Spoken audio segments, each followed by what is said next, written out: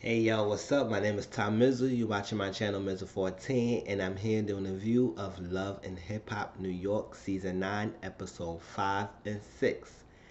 Let's jump right into it. I'm trying not to make this video too long, but I'm just going to speak to certain situations that stuck out to me and just call it that. Call it a day.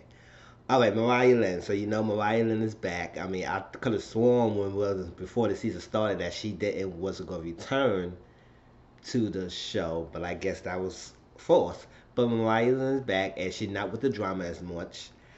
She said, she looked back and she says, you know what, she had to just dumb up with the drama, focus back on her music career because she got a lot of people dependent on her in the household. She got a sister, she got a nephew, she got, I think, two sisters, a nephew. The mom is in and out of jail. I think recently she's back in jail, incarcerated. So it's like she have a lot of people depending on her and her household that she needs to really focus on, right?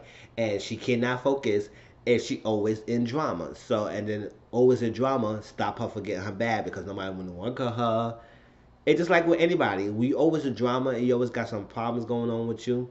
And especially the music industry, it's really tough to get something. So one little thing could really, one little negative thing about you could really stop you from getting producer working with you, stop you from getting the gigs and everything. So stop you getting the money flow. So you really have to focus on yourself, your craft, and your music. And that's what Mariah Lynn is doing.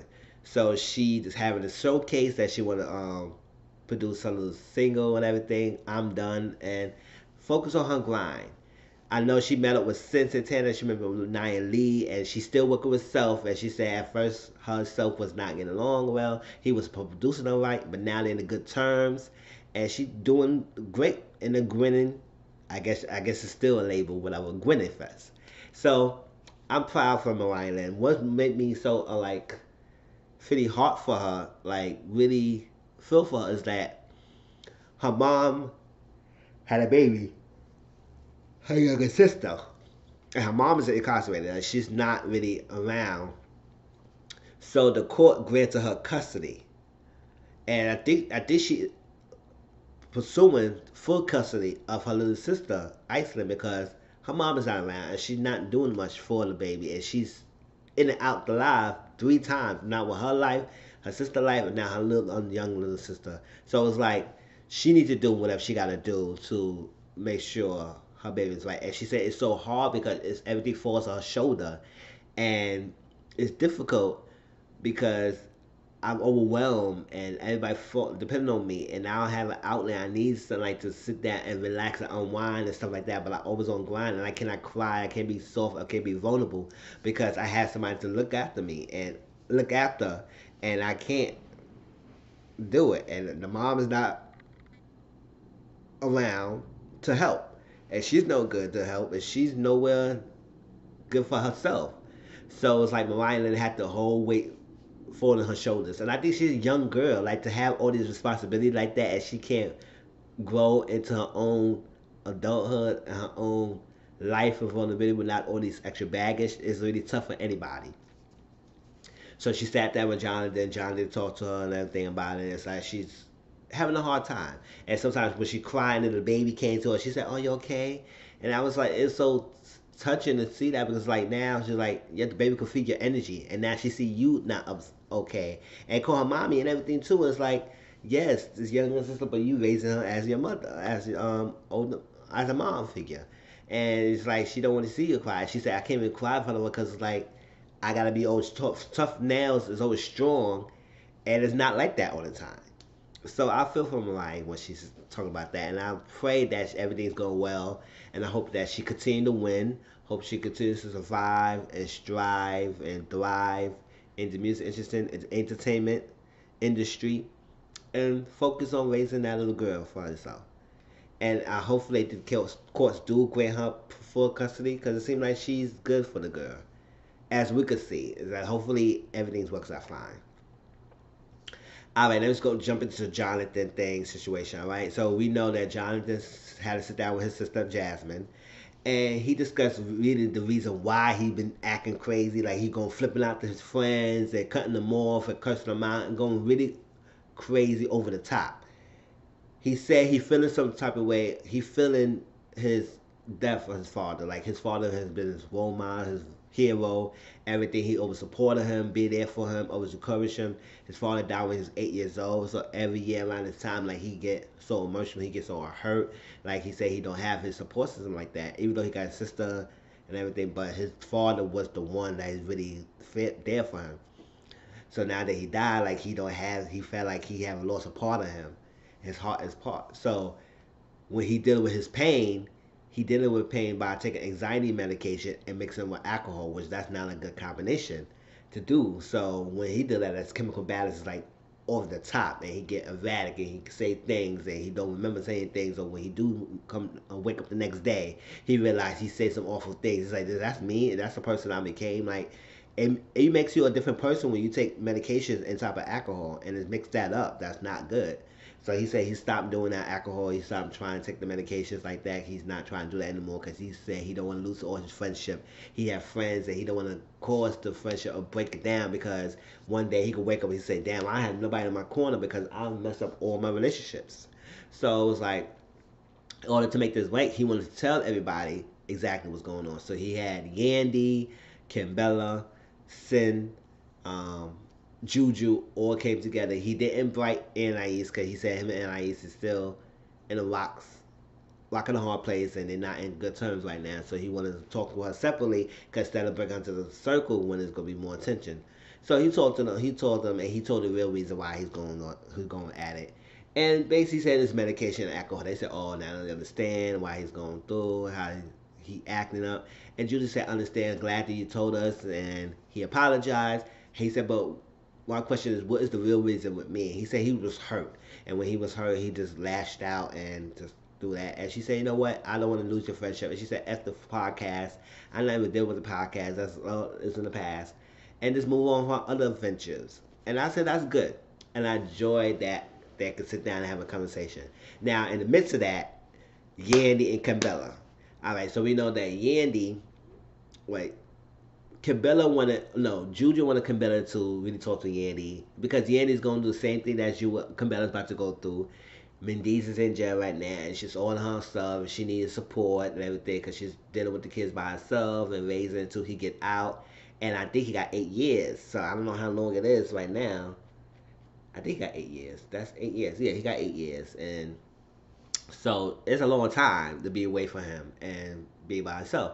So she needs a support system, and being there for Cambella, when she going through that, she could be a good source for her because she's going through things. So the same situation, similar situations can help each other out. But right now, Cambella and Yandy is not really getting along it's not really getting along at all, really not. And according to Yandy, Yandy said that during the time when she needed, Cambella was going through this whole epitome with Joelle and stuff like that, the heights of it, she was in the caught in the middle. And sometimes it's hard to be caught in the middle between two friends, and both friends want to pull your string to one side and the other. Like one wants you on their side, the other one wants you on their side, and you try not to be, you try and be unbiased, and you try and be objective in the situation and not trying to be in the middle and trying to take sides, but it's hard to do that. So according for Yandy, she want to move herself in the situation, especially if you got friends who trying to pull you in, and it's hard for you as it is when you don't want to destroy the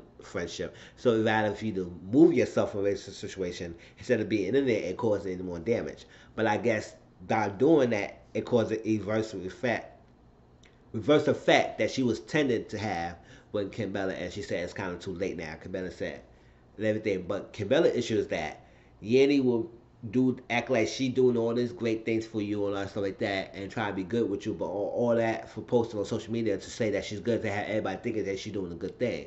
So I was like, I understand where Kimbella coming from. It's like, are you doing the good things out kind of your heart, or you doing good things to show in the world that you are a good person when it's not good intentions, because you doing that just to prove to show something instead of doing it to count as your heart. It's like an interior motive why you doing this, so she's showing social media, and that's like I would feel type of way like that too. Like you are you there for me as a friend, or are you there for me to get likes and views and opinions and validation from the outside world, and that's not good.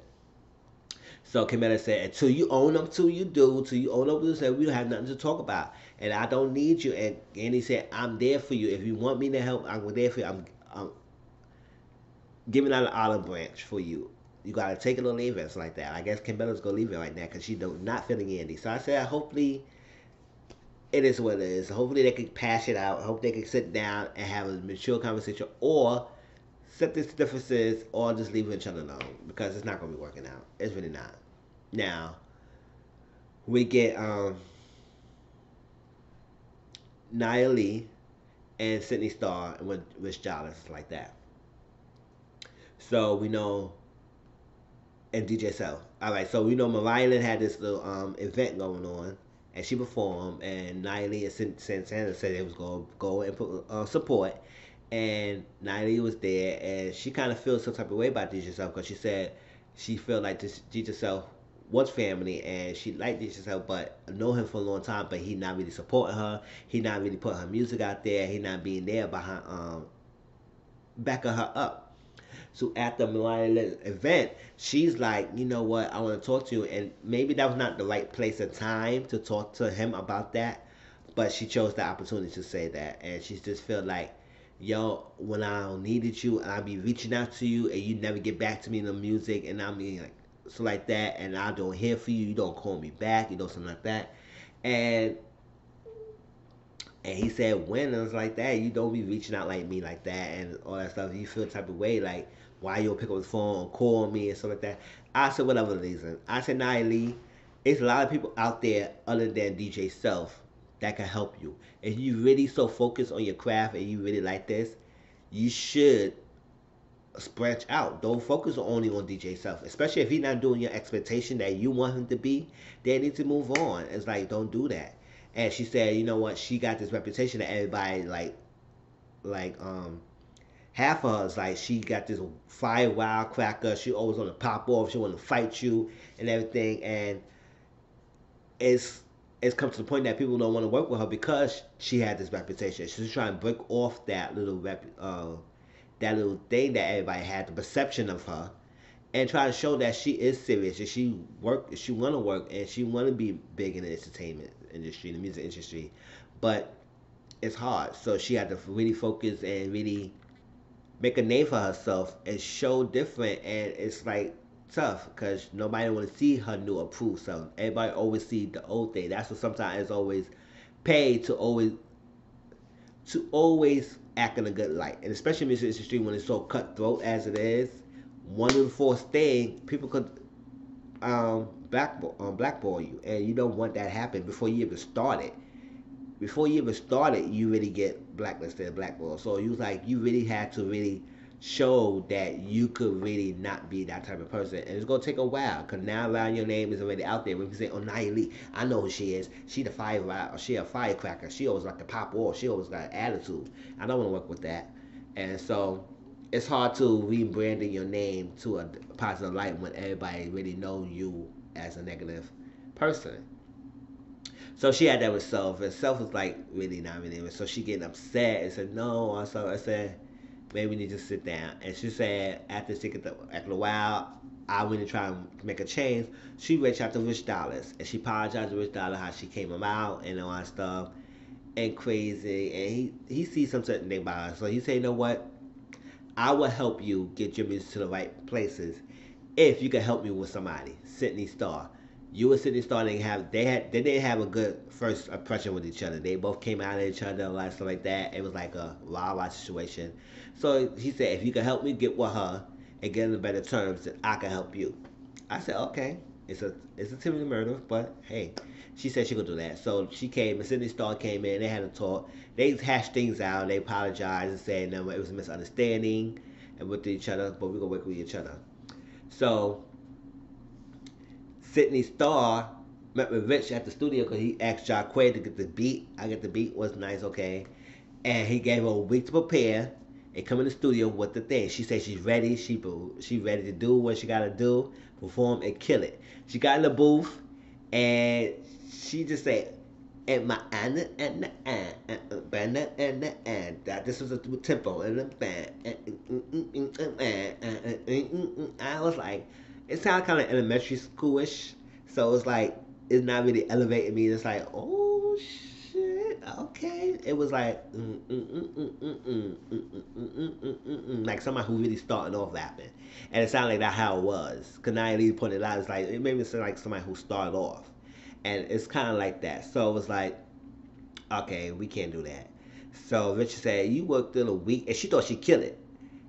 And she thought she was killing it. She said, Rich, you reach out to me 300 whatever times DMs over 3 years. And this is bullshit you came to me with. No, it's not good. You need to work on that and do better. And I said, yeah, she needs to do better with that. She could have come harder with that song.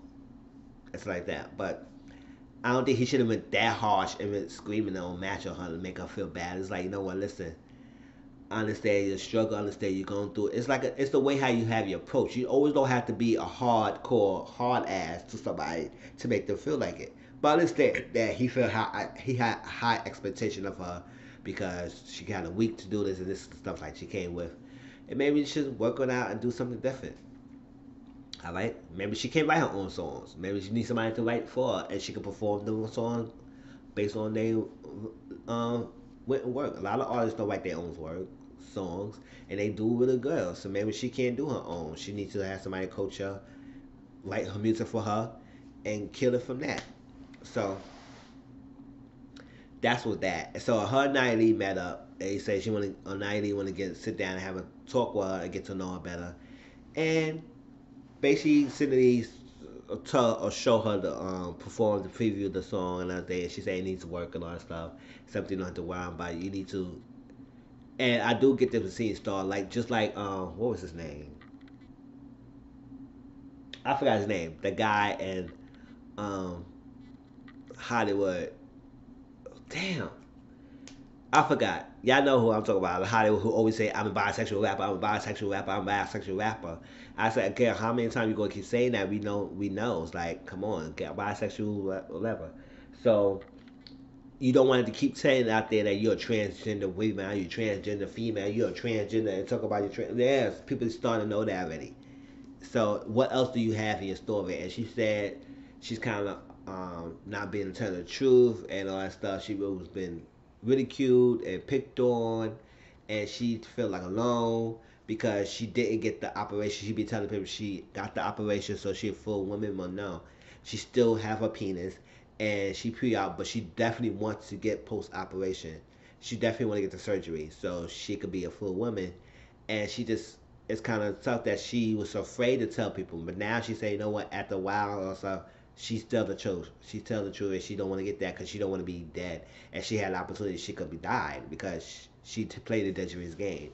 And that's the truth. Speak your truth. And she said people that she wanted don't want her, so she's trying to end up lying. And I said no, don't do that.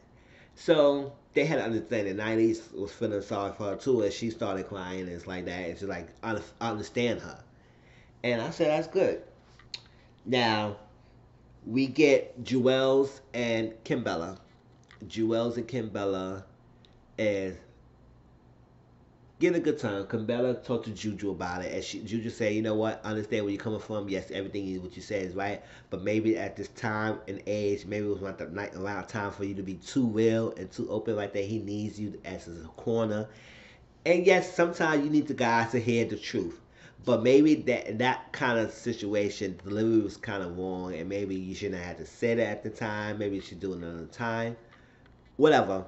But at this present moment, use your whatever time you have and cherish the moment before you go to jail. So maybe that was Kent Juju approach. It's like maybe use the time, the little time you have, and enjoy each other before you go to jail.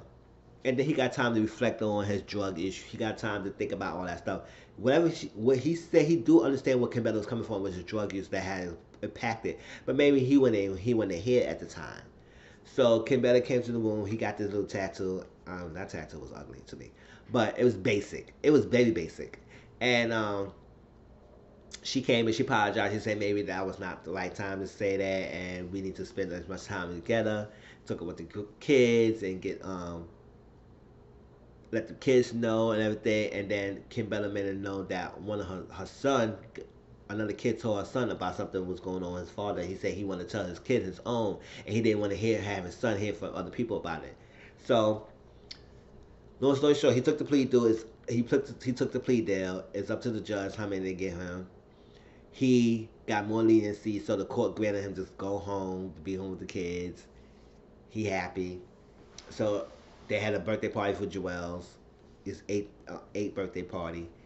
He came surprised, and the kids were so happy to see him. He told them that he coming home, and they were so excited. They Kim Bella and Joel just decided like let the past be in the past. Let us cherish the moment and be there. And they work on together with the kids, and they decided to hold on for telling the kids, want to move in and just join themselves. And so he moved in, but he said, you know what? He told me that he told me, you know what? I need to tell the kids. I said, yes, it's time. Just tell them. I think they grown enough. Joel is 8, so he understand what's going on, and Kimbella's not too far off. I think she makes 6 or something like that. So they understand what you telling them, especially if you explain it to the way that they can understand. And he did. He said that Daddy gonna go away. He did something that got him in trouble. That's why I always tell you not to go, not do things that will get you in trouble. To go to jail. Always be good. He said he going to jail for a little bit, but I'm going. Don't no matter what, I always love you. I'm gonna be calling you. And she said, I got your number to call you. He said, I'll call you as every chance I get. Can you tell him? He said, can you tell him to let you not go and be back with us? He said, I'll try and do as much as I can, but you gotta let it be. And this was the situation, but I always gotta love you. And they was crying a little bit, and they was upset and stuff like that, throwing themselves. And it caught my heart because I was like, oh my gosh, just like you never want to get to that situation where you have kids and they so look up to you, and then you have to tell them you gonna be going away for every reason for so long. Cause kids don't understand. Kids like you being around, especially if they see you around all the time, and then you wasn't around as much because you was out on the house arrest and you was at your mother's house, so you hardly spend time with them. Now you back at home at the house, and then you told them this, and so it's like it's yeah, I understand the kids' feelings. So they apologized. He apologized everything. He said he gonna be there. They love him. Hugged her and gave a kiss and said, "I just want to let you know that I love you." He said, "You have any question for me?" He said, "I just want to tell you that I love you." He said, "I love you too." To give him a hug, and it was a nice touching moment. I love that. I said, "This is the type of thing we need to bond and be together, and not deal with the drama right now, because he's going through enough as it is and going to jail."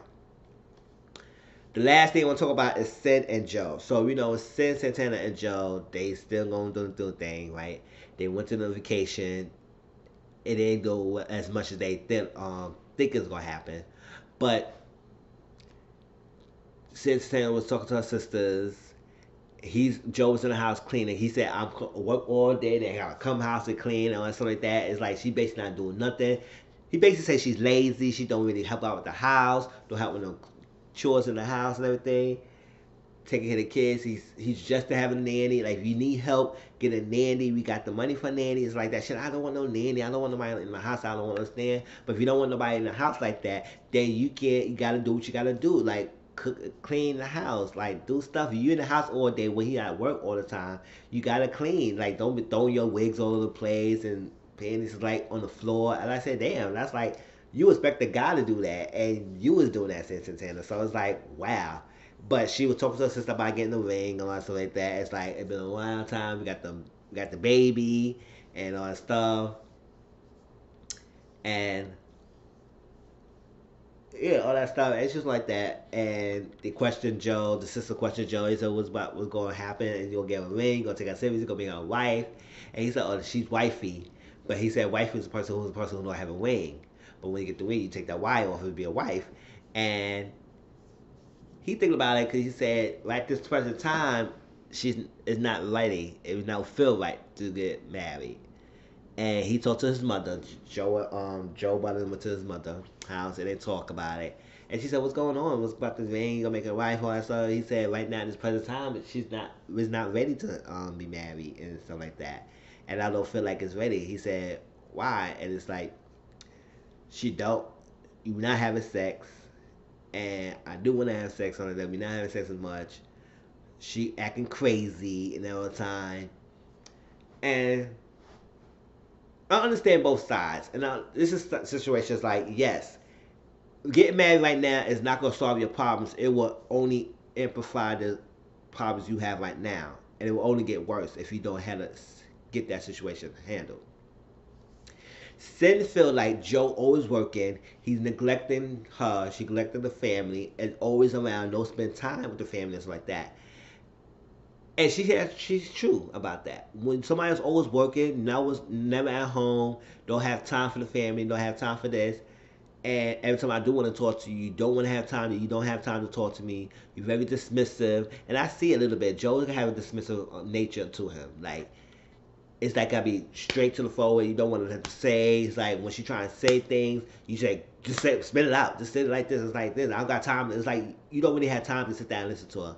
And he said every time I sit down and talk to you, it's like it's always some craziness. You don't need to tell me. It's like he basically said just go straight to the point.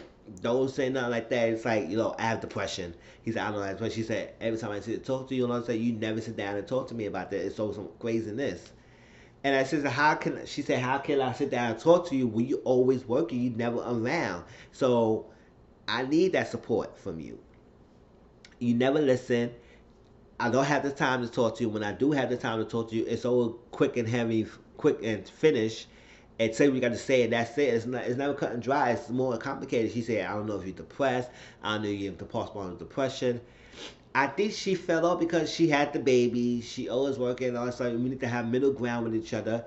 And Joe understand how you coming from. It's like sometimes she may come across childish. She don't want to hear things. She coming defensive and stuff like that.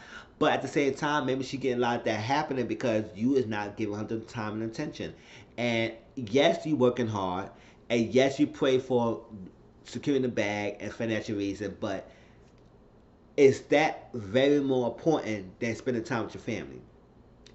How it's hard to find a balance of working and being home and spending time with your wife. Sit down, have a conversation with your wife, have a talk, and spend time.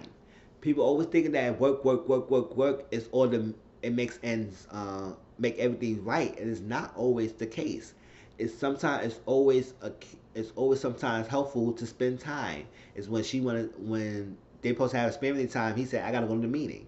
It's like that. And she said, you always doing going out and going out. She said she felt depressed. He said, I'm okay if we break up if you feeling depressed and you're not happy or something like that. I said, really? She don't want to break up. And he said, maybe you're not. He said, you're not the woman that I fell in love with. You became a different person. And maybe that is true. Maybe y'all both have a hand in why this relationship not going. You is not spending time. You being neglectful. You not really hearing to her needs. And she's like, she probably changed. And sometimes stuff happens. Women does change relationships. So, and sometimes you gotta get that grass out of it. But I hope they work it out. I really hope so too, because I don't want to see them leave. It's like maybe sometimes it does take the outside person or somebody to help them see through the situation, because I can tell Joe is like a strict rigid type person. He like the set routine. He like things his way, kind of like, and I don't know. And Santana does feel like this type of person who is out there. She's crazy. She get defensive. She's on the child. It's like that. So they both need to have. It's probably a communication kind of issue with them, and also not spending time. And maybe I do feel that since she had a baby, she owes a baby. She don't need help. But yeah, if you need the help, you gotta get the help, just to make it that y'all relationship could work. All right, I forgot the last little thing. Jonathan is worried about Anais. Anais supposed to picture that she just really skinny, like not herself, like it just like really losing, like crazy. And I said, wow, that don't look like Anais at all. And long story short, Ruben, the household is getting too crazy, too much that Ruben committed her to a mental health facility. She's saying there's conspiracy theories. She not herself. She don't want to take medication and everything. So they admitted her to the hospital. They won't let release her until she get better, to get well. And I used to reach out to Rich, and not to Jonathan, and it was like, and Rich said, you know what, your relationship is toxic. Y'all just had a falling out, man. That's why she didn't reach out to you. But Rich told Jonathan, he said, if you really love her and say you much you love her, maybe you need to take a step back and let her get better. And when she get better, y'all work it out. Because right now, she's probably in line, right. She's not in her right mind space right now. And she is spiraling out of control. So we hopefully that Anais get better. Hopefully a lot of people, Jonathan, stop what he's doing and not burning more bridges. Hopefully, all of this cast members doing a really good job and focus on the positive. and not too much of the drama. Alright, that was my review of Love and Hip Hop New York. Please like, comment, subscribe to my channel. Also hit that notification bell so you get notified of all my channels, all my videos I post up. Also, please share my videos to get my numbers up there. I appreciate everyone who subscribed to my channel, who has been viewing to my things. Some content had getting a lot of views, and I love it. Just keep viewing my stuff. Keep letting other people know. Left to subscribe, and I'll talk to y'all later. Peace.